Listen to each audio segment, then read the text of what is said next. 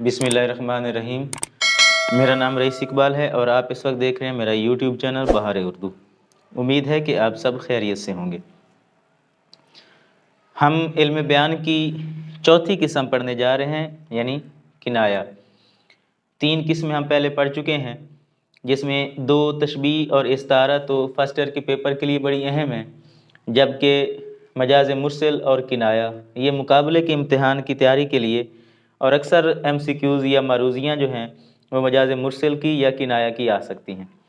किनाया को समझना थोड़ा सा दीगर इस्तिलाहात से मुश्किल है, यानी इसमें बात को ढके छुपे अंदाज में बयान किया जाता है, बात की जाती है और उसके ऊपर गौर व फिक्र करना पड़ता है, क्योंकि किनाये के अंदर हम देखते हैं कि जब हम कोई बात करते हैं तो उसके दोनों मतलब हमारे सामने आ रहे होते हैं।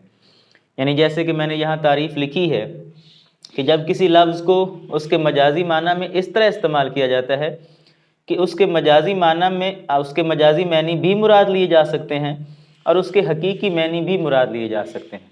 यानी बात को इस अंदाज में बयान करना कि उसकी असल भी मुराद ली जाए और उसकी मजाज भी मुराद ली जाए, जैसा लफ्ज़ है वो भी मुराद हो, और उस लफ्ज़ के पीछे अगर कोई मुहावरतन हम बात करना चाहते हैं तो वो बात भी मुराद ली जा सकती है। जिस तरह एहाम गोई है तो ये भी एहाम गोई यानी वहम में डाल देती है। अलबत्ता हम जब गौर व फिक्र करते हैं तो हम उसके असल मतलब की तरफ पहुंच जाते हैं और असल मतलब जो है, असल मैनी जो है वो हमें समझ आ जाता है।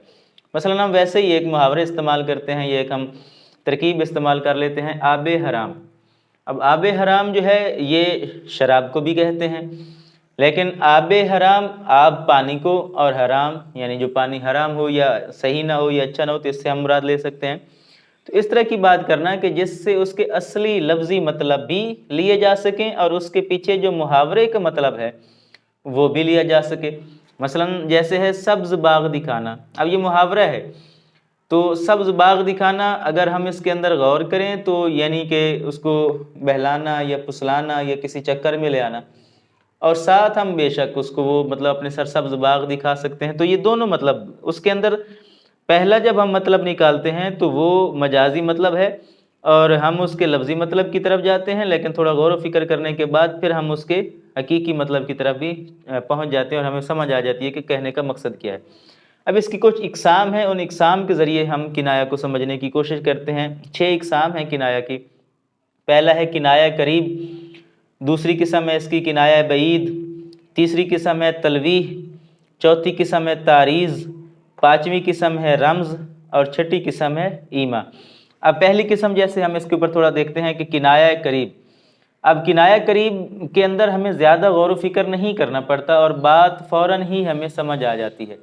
यानी हम जब कोई शेर पढ़ते हैं या कोई नसर के अंदर हम बात पढ़ते हैं तो हमें थोड़ी देर के बाद फ़ौरन समझ आ जाती है कि असल मतलब क्या है।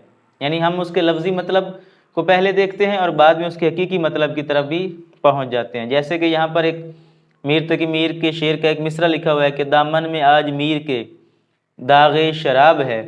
तो हम जब इसके लफ्ज़ी मतलब की तरफ जाते हैं तो दागे शराब यानी दामन पर शराब का दाग, यानी शराब पीने से, शराब गिरने से दामन के ऊपर उसका दाग भी लग सकता है।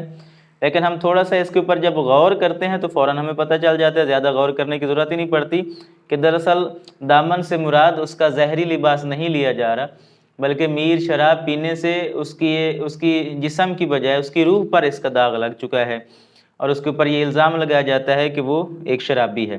तो इसके हम जो बहुत जल्दी ही इसके असल मतलब की तरफ हम पहुंच जाते हैं।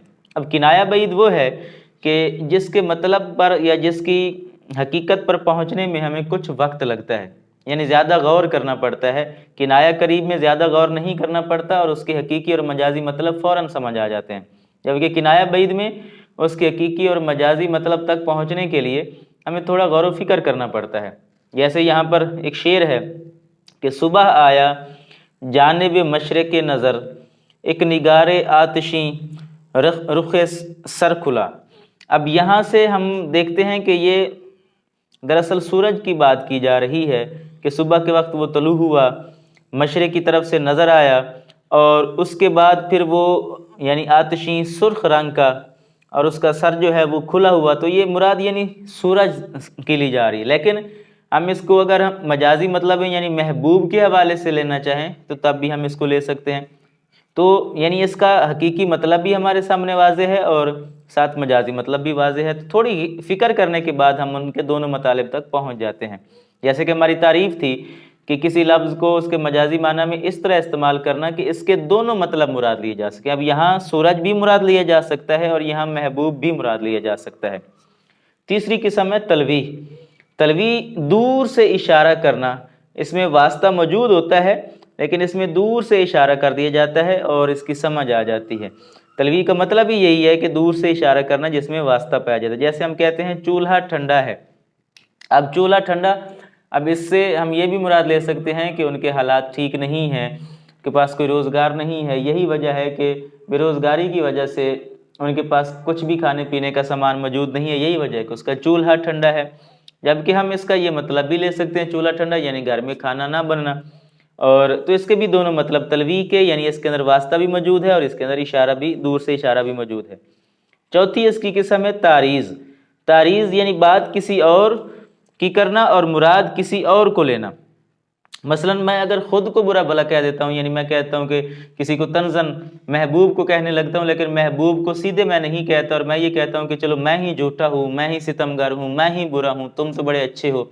यानी इस अंदाज में बात करना कि दरअसल मैं कहना उसको चाहता हूँ, मुखालिफ को सुनाना चाहता हूँ, लेकिन ऐब मैं अपने गिनवाए जा रहा हूँ। तो इसको यानी कहते हैं तारीज़, यानी किसी और को कहना लेकिन मुराद किसी और से लेना। रम्ज़, रम्ज़ का मतलब है इशारा करना, यानी जिसमें कम वास्ता होता है और पोशीदगी ज़्यादा होती है, इसलिए इसके अंदर गौर करना पड़ता है और तब हम असल बात तक पहुँचते हैं। कुछ करो फ़िक्र दीवाने की, धूम है फिर बाहर आने की। तो इसमें बाहर आने का मतलब है जनूनियत आना, दीवानगी आना, कि दीवानगी फिर से दोबारा आ रही है, क्योंकि बाहर का मौसम आ रहा है तो दीवानगी आएगी, तो इस दीवाने को संभालो। तो इसमें वास्ता बिल्कुल कम है, यानी बाहर आना, सिर्फ एक लफ्ज़ इस्तेमाल किया गया है और हम इससे मतलब की तरफ यानी जनूनियत की तरफ निकलते हैं। पोशीदगी ज़्यादा, बात ज़्यादा छुपी हुई है, सामने कम है। आखिरी इसकी किस्म है ईमा। ईमा के अंदर वास्ता भी कम है और पोशीदगी भी कम है। जैसे यहाँ पर है कि तो ये जल्दी समझ आ जाता है क्योंकि इसके अंदर बात छुपी हुई कम है, वास्ता कम है लेकिन छुपी हुई बात बहुत कम है, इसलिए हम फ़ौरन असल बात तक पहुँच जाते हैं। कहा मैंने कितना है गुल को सबात, कली ने ये सुनकर तबस्सुम किया, यानी कली का मुस्कराना। और इसमें हम फ़ौरन ही तह तक बात के पहुँच जाते हैं, हकीकत तक पहुँच जाते हैं और इसके दोनों मतलब हमें फ़ौरन समझ आ जाते हैं। तो किनाया यानी इसके अंदर इस अंदाज में बात करना कि उसका हकीकी मतलब और उसका मजाजी मतलब दोनों उसके अंदर नुमाया हों और मुराद लिए जा सकते हैं। हम चाहे तो हकीकी मतलब मुराद लें, हम चाहे तो मजाजी मतलब मुराद लें, और दोनों वो दुरुस्त होंगे, कोई भी गलत नहीं होगा। तो ये कनाया कहलाता है। तो अगले लेक्चर तक के लिए मुझे इजाज़त दीजिए। अल्लाह हाफ़िज़।